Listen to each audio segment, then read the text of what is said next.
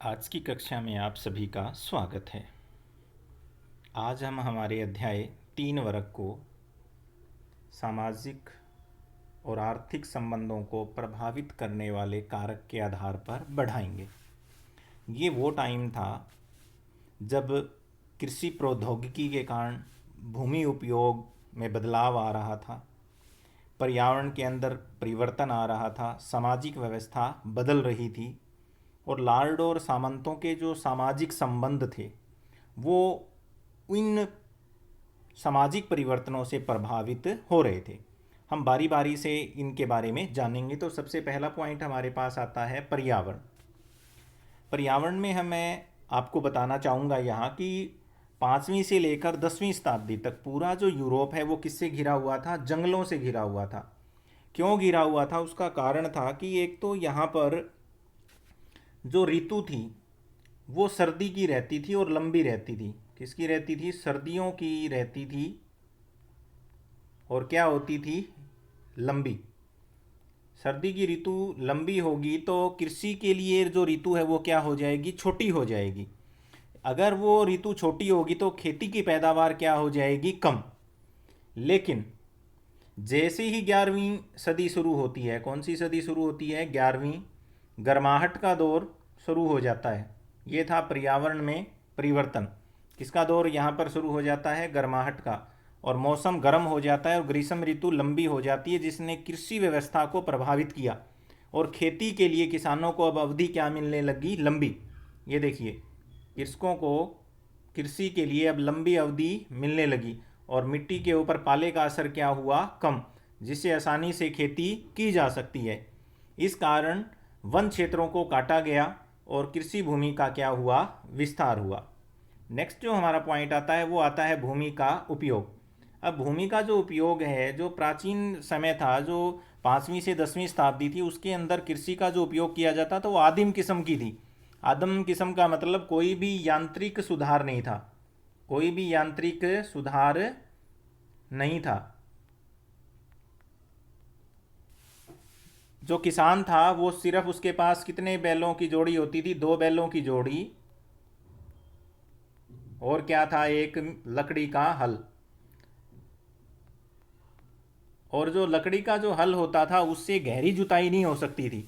उससे क्या नहीं हो सकती थी? गहरी जुताई नहीं हो सकती थी। इससे प्राकृतिक जो उर्वरता थी भूमि की वो क्या हो गई? ह्रास हो गई।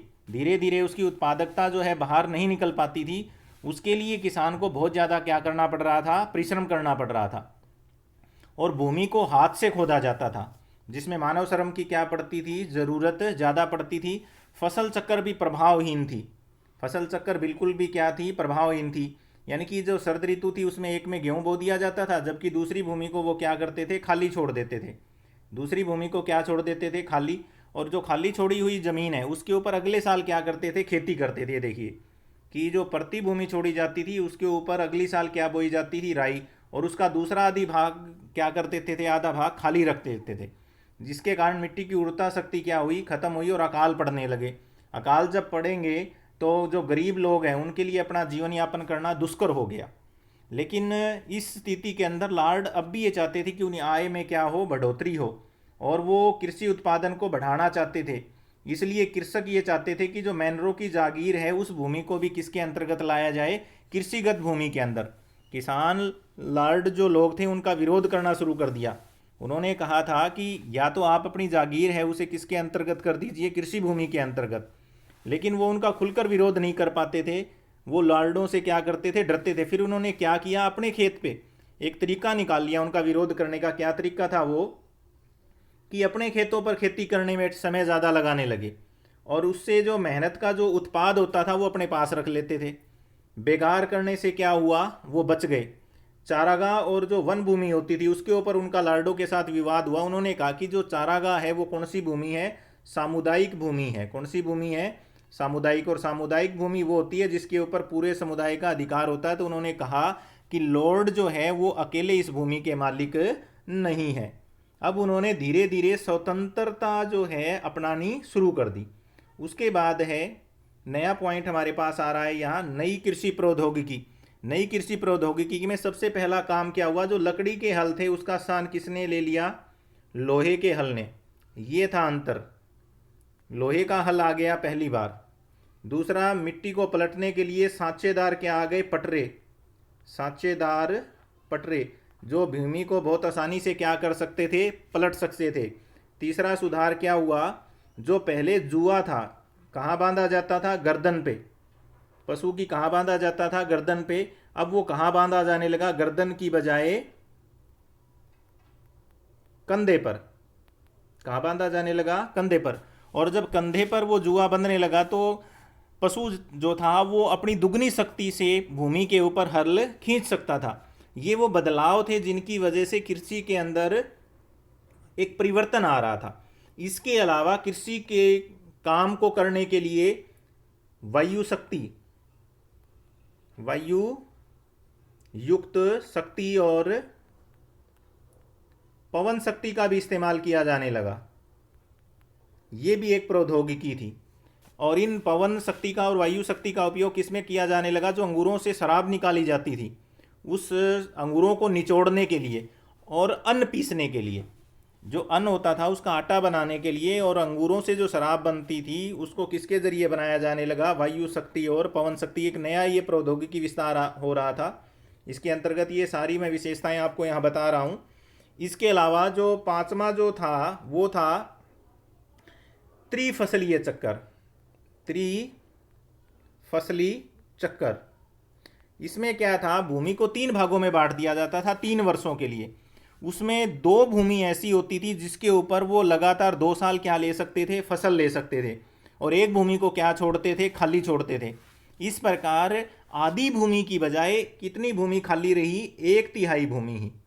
कितना भाग खाली रहा? 1/3 भूमि ही। ये सारे के सारे जो प्रौद्योगिकी सुधार की वजह से हो रहे थे, और किसमें हो रहे थे? कृषि क्षेत्र के अंदर।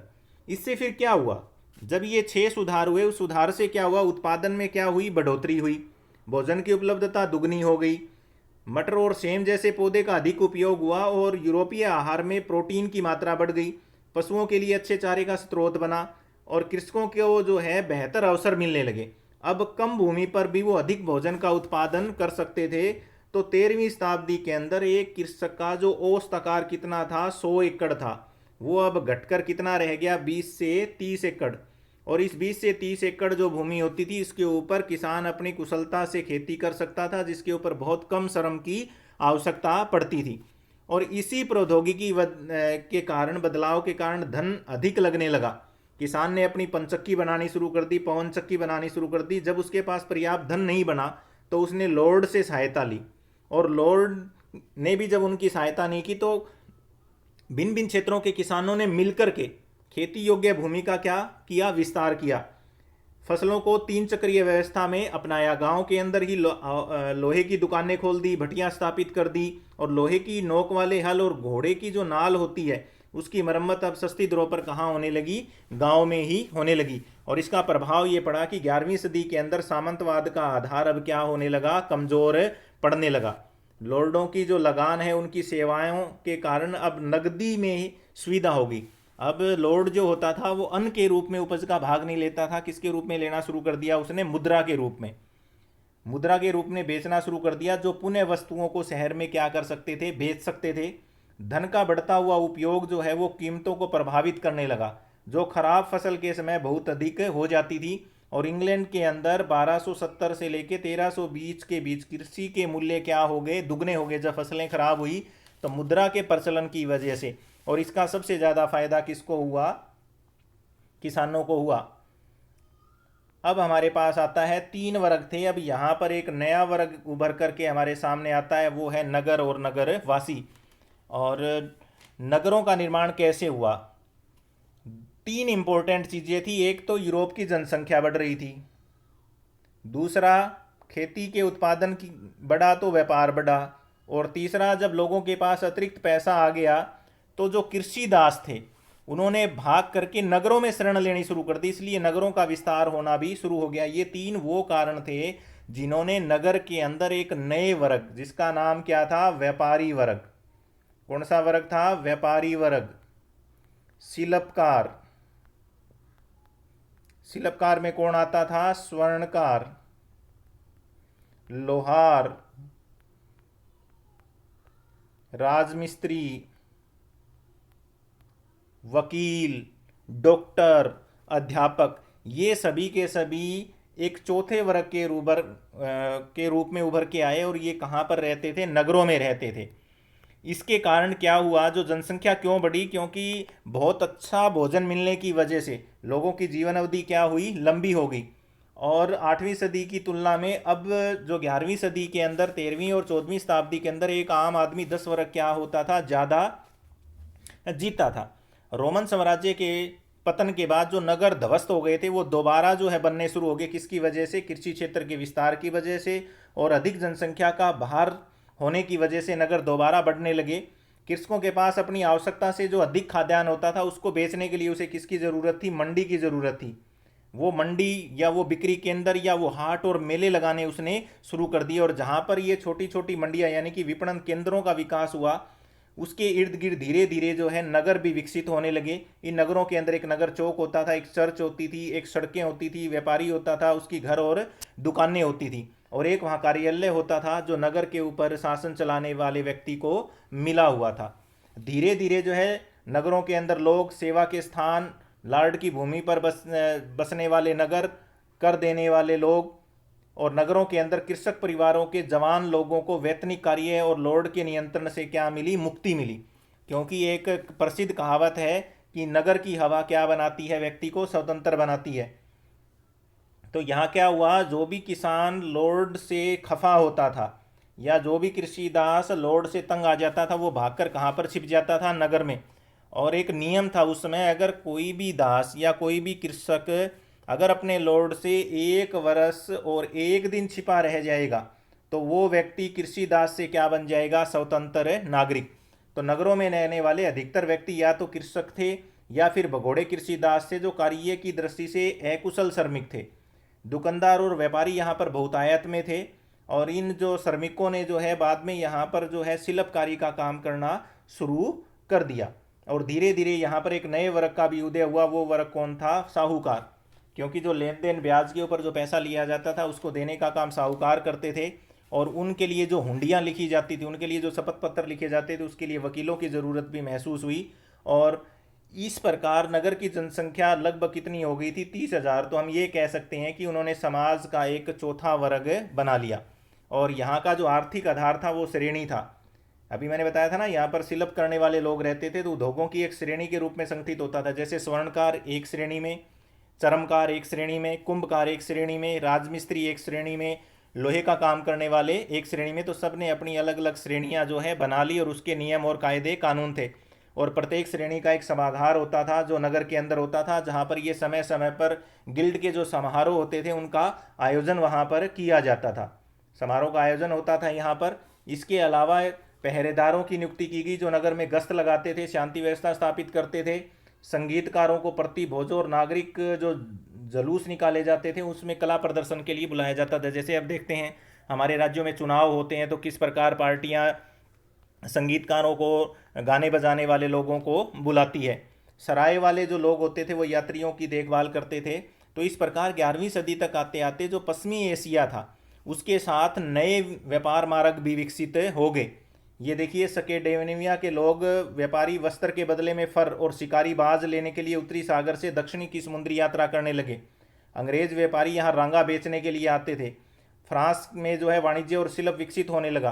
पहले दस्तकारों को एक मैनर से दूसरे मैनर में जाना पड़ता था, अब उन्हें एक स्थान पर बसना अधिक आसान लगा जहाँ वस्तुओं का उत्पादन किया जा सके और फिर अपनी आजीविका के लिए उनका क्या हो? व्यापार हो। तो ऐसे धीरे धीरे नगरों की संख्या बढ़ने लगी और व्यापार का विस्तार होता गया। और इस विस्तार से किस वर्ग का जन्म हुआ? व्यापारी का। और जिनके पास पैसे की कोई भी कमी नहीं थी और ये व्यापारी वर्ग अधिक अमीर और शक्तिशाली होने लगे। और ये किसके साथ प्रतिस्पर्धा करनी शुरू कर दी इन्होंने? अभिजात वर्ग के साथ। अब ये अभिजात वर्ग के साथ क्या करने लगे? प्रतिस्पर्धा करने लगे। और राजाओं को धन की आवश्यकता थी, वो धन इन्होंने राजाओं को देना शुरू कर दिया। और राजाओं की नज़र में इनका विश्वास क्या हो गया? बढ़ गया। नेक्स्ट हमारे पास आता है कैथेड्रल नगर। कैथेड्रल नगर, इसका मैं एग्जांपल बता देता हूँ। जो प्राचीन काल के अंदर यूरोप के अंदर जो चर्च होते थे, जो छोटे चर्च होते थे, क्या होते थे, छोटे चर्च, उनको बोला जाता था कैथीड्रल। क्या बोला जाता था, कैथीड्रल बोला जाता था। लेकिन जैसे जैसे लोगों के पास पैसा हुआ, जैसे जैसे लोगों के पास पैसा हुआ, तो उन्होंने अपना पैसा खर्च करने का एक तरीका निकाला कि ये जो कैथीड्रल कराने वाले जो चर्च हैं उनका विस्तार करना शुरू कर दिया उन्होंने। और ये सारे के सारे, ये देखिए फ्रांस में दो कैथेड्रल कहलाने वाले जो चर्च हैं, ये देखिए आप, बड़े बड़े चर्चों का क्या हुआ, निर्माण हुआ। और ये सारे के सारे मठों की संपत्ति के ऊपर जो है बने थे। और विभिन्न समूहों ने इसके अंदर अपना क्या लगाया था, श्रम लगाया था, वस्तु लगाई थी, धन लगा करके इसका निर्माण किया था। ये कैथेड्रल पत्थर के बने होते थे और उन्हें पूरा करने में बहुत वर्ष लगता था। और जब तक ये पूरे होते थे तब तक इसके इर्द गिर्द क्या बस जाता था, एक नगर बस जाता है। ये देखिए जब इनका निर्माण पूर्ण हुआ तो वे तीर्थ स्थान बन गए और इनके चारों तरफ छोटे छोटे नगर विकसित हो गए। और इन्हीं विकसित हुए नगरों को क्या बोला गया था, कैथेड्रल नगर बोला गया था। इस कैथेड्रल के अंदर एक बहुत अच्छे भवन का निर्माण किया जाता था। और भवन का निर्माण इस प्रकार किया जाता था कि पादरी की आवाज़ सभागार में क्या पड़े, साफ सुनाई पड़े। जो भिक्षु वहाँ पर गायन करते हैं उनका जो स्वर है वो भी क्या हो, मधुर हो। और लोगों को बुलाने के लिए प्रार्थना की जो घंटियाँ बजाई जाए वो दूर तक सुनाई दे। और जो खिड़कियाँ होती थी उनके अंदर अभिरंजित जो है किसका इस्तेमाल किया जाता था, शीशों का। ये जो देख रहे हो आप सामने, ये कैथेड्रल चर्च है। इसकी ये जो खिड़कियां, इसमें जो शीशे लगे हुए हैं जहां कहीं भी, उन शीशों के अंदर एक ऐसा कांच था अभिरंजित, जिसमें दिन के समय सूर्य का प्रकाश अंदर जाता था तो अंदर एक चमत्कार सा उत्पन्न होता था। और रात्रि के समय में जब कैथेड्रल के अंदर मोमबत्तियां जलाई जाती थी तो उसकी रोशनी उस कांच से क्या निकलती थी, रात को बाहर निकलती थी। तो एक बहुत ही मनोरम दृश्य होता था। ये देखिए उन्हें बाहर के व्यक्तियों के लिए क्या बनाती थी, दृश्यमान बनाती थी मोमबत्तियां की रोशनी। और अभिरंजित कांच की खिड़कियों के ऊपर बाइबल की कथाओं का वर्णन था, जिसे अनपढ़ व्यक्ति भी क्या कर सकते थे, पढ़ सकते थे। तो ये कैथेड्रल बाद में जो है क्या बन गए, कैथेड्रल नगर बन गए। उसके बाद नेक्स्ट जो हमारे पास पॉइंट आता है वो आता है 14वीं सदी का संकट। ये सबसे बड़ा भयंकर संकट था। सबसे बड़ा संकट तो क्या था, एक बार फिर ग्रीष्म ऋतु का स्थान किसने ले लिया, मैं पॉइंट से समझा रहा हूँ, सर्दी ऋतु ने। एक बार फिर सर्दी ऋतु क्या हो गई, लंबी हो गई। इसने खेती को क्या कर दिया, बर्बाद कर दिया। सबसे पहले फसल जो चक्कर था उसको क्या कर दिया, समाप्त कर दिया। इसके कारण क्या हुआ, दूसरी क्या थी, चारागाहों की कमी। चारागाह की कमी, कमी क्यों होगी थी, कृषि क्षेत्र का विस्तार होने की वजह से जिस भूमि के ऊपर फसल नहीं बोई जाती थी, पशुओं को चराया जाता था, वो भूमि किस में कन्वर्ट कर ली गई, कृषि क्षेत्र में।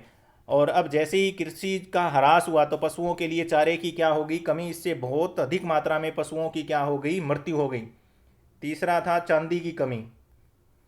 पहले जो चांदी है वो कहाँ से आती थी, ऑस्ट्रिया और सर्बिया से आती थी। कहाँ से आती थी, ऑस्ट्रिया व सर्बिया से।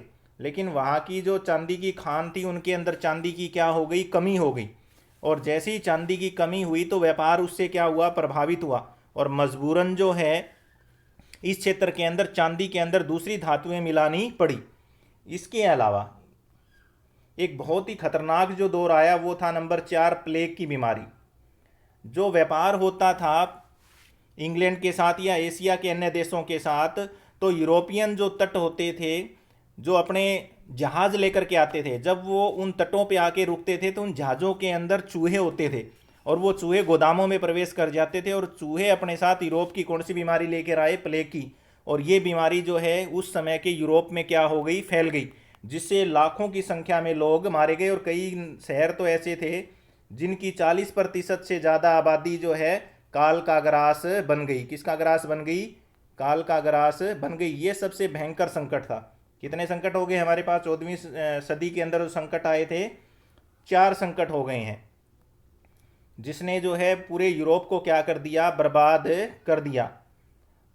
ये देखिए आप एग्जाम्पल से भी आप समझ सकते हैं। देखो कि प्लेग ने शिशुओं, युवाओं और बुजुर्गों को सबसे अधिक प्रभावित किया। और 1360 से लेकर 1370 में प्लेग की अपेक्षा अगर छोटी घटनाएं हुई, 1300 ईस्वी में 730 लाख से घटा करके यूरोप की जो जनसंख्या थी वो 1400 में कितनी हो गई, 450 लाख हो गई। कितना बड़ा जो है यहाँ पर क्या हुआ, नुकसान। और छठा जो परिवर्तन था वो मजदूरों की मजदूरी में वृद्धि होना, क्योंकि 40% से अधिक जब लोगों की मृत्यु होगी तो उद्योगों में और खेती में काम करने वाले मजदूरों की क्या हो गई, कमी हो गई। और इस कारण जो है मजदूरी कितने प्रतिशत बढ़ गई, जो सामान्य मजदूरी थी उससे 250 गुना जो है क्या प्रतिशत क्या है बढ़ गई। ये सबसे बड़ा जो है वित्तीय संकट था। ये 6 कारण थे। कई बार ये प्रश्न आ जाता है तो आप बिल्कुल इसको अच्छे से एक्सप्लेन करेंगे कि 14वीं शताब्दी के अंदर जो है यूरोप के सामने जो है निम्नलिखित संकट आए। उसके बाद हमारा नेक्स्ट जो पॉइंट आता है वो आता है सामाजिक असंतोष। इसके बारे में हम हमारी आगे की कक्षा में अध्ययन करेंगे। थैंक यू बेटा।